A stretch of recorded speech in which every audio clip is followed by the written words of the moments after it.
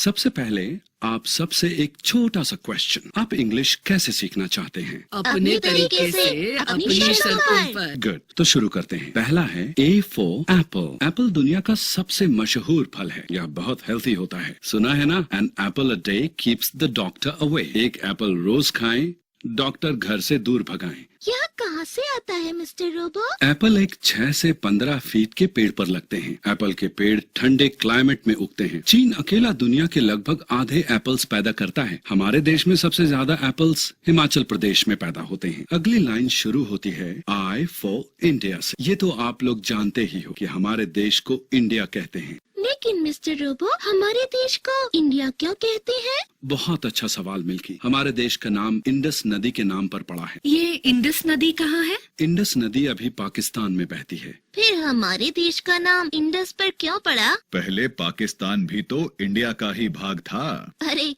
यह तो मुझे पता ही नहीं था। We will start with a new lesson now. English अथवा किसी भी भाषा के लेटर्स को उनके प्रोनाउंसिएशन के आधार पर 2 भागों में डिवाइड किया गया है, वावल एंड कॉन्सोनेंट। जिस लेटर को बोलने में लंग्स से निकली हवा को बाहर निकलने तक किसी तरह की रुकावट या ब्लॉकेज का सामना ना करना पड़े, उसे वावल कहते हैं। इंग्लिश के वावल्स हैं A, E, I, O और U। क्या आपने ध्यान दिया कि वावल्स को बोलते वक्त कैसे भीतर से निकली हवा को कहीं भी फ्रिक्शन का सामना नहीं करना पड़ता है, यानी कि हवा आसानी से बिना किसी रुकावट के निकलती है। The word vowel comes from the Latin word vocalis meaning vocal relating to voice, यानी कि वावल्स का रिश्ता आवाज से है। अंग्रेजी भाषा में एक खास तरह के शब्द होते हैं जिन्हें हम आर्टिकल्स कहते हैं। अंग्रेजी में आर्टिकल्स हैं ए या अ, एन और द। ए और एन दोनों का अर्थ एक होता है। दोनों ही अक्सर दूसरे वर्ड्स के साथ में प्रयोग होते हैं। जब साथ वाला दूसरा वर्ड वावल से शुरू होता है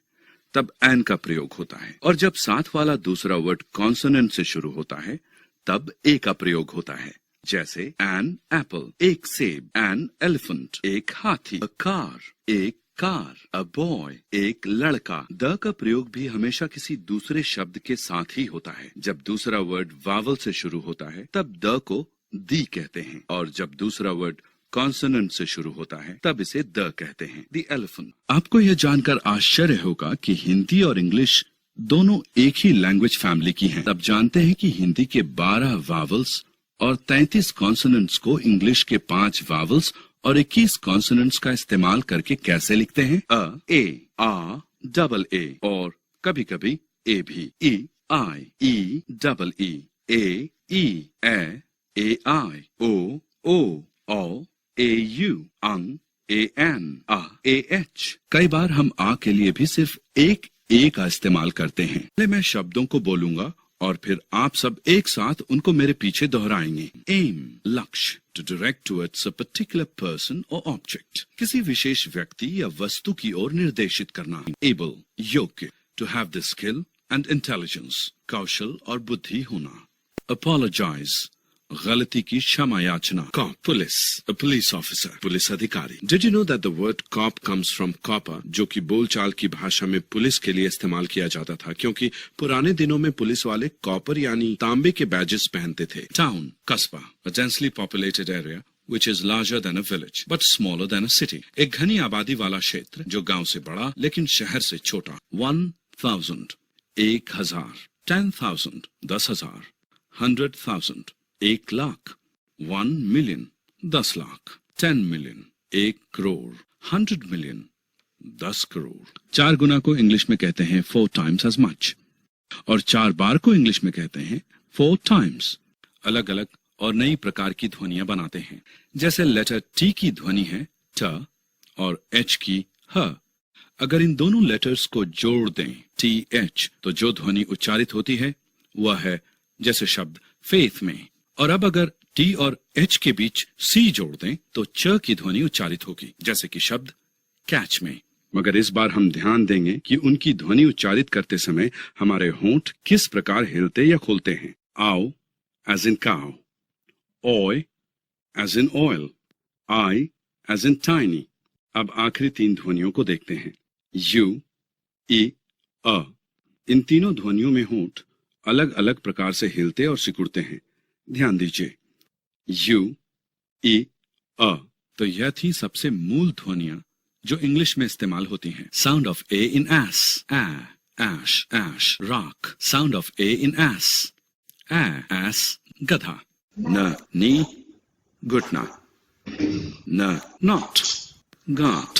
I hope you all enjoyed learning phonics. तो अब हम अपना ध्यान केंद्रित करेंगे इंग्लिश ग्रामर पर। ऐसे शब्दों के समूह को जिसके भाव पूरे हों सेंटेंस यानी वाक्य कहते हैं। I travel to school by the school bus. मैं स्कूल बस से स्कूल जाता हूँ। पार्ट्स ऑफ स्पीच है। सेंटेंस है My daughter's swimming coach is absent today. मेरी बेटी की तैराकी कोच आज अनुपस्थित है। इसमें सब्जेक्ट है स्विमिंग कोच। बिल्कुल ठीक। Subject I, verb to be in the past tense, was, verb to be in the present tense, am, verb to be in the future tense, will be.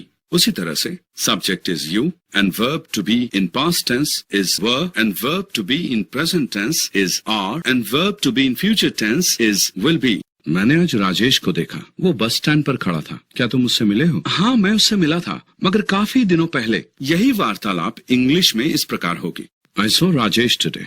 He was standing at the bus stop. Have you met him? Yes, I did meet him, but many days ago. We are late. हमें देर हो गई है। He speaks English. They cut down the tree. उन्होंने पेड़ को काट डाला। We made a box. हमने एक डब्बा बनाया। I can ride a motorbike. मैं मोटर बाइक चला सकता हूँ। Can I make a call from your phone? क्या मैं तुम्हारे फोन से एक कॉल कर सकता हूँ? May I have a cup of coffee? क्या मुझे कॉफी का एक प्याला मिल सकता है? समय को 3 हिस्सों में बांटा जा सकता है। The present यानी वर्तमान काल, the past यानी भूतकाल, the future यानी भविष्य काल, और हर टेंस यानी काल को भी 3 हिस्सों में बांटा जा सकता है, जो है सिंपल, कंटिन्यूअस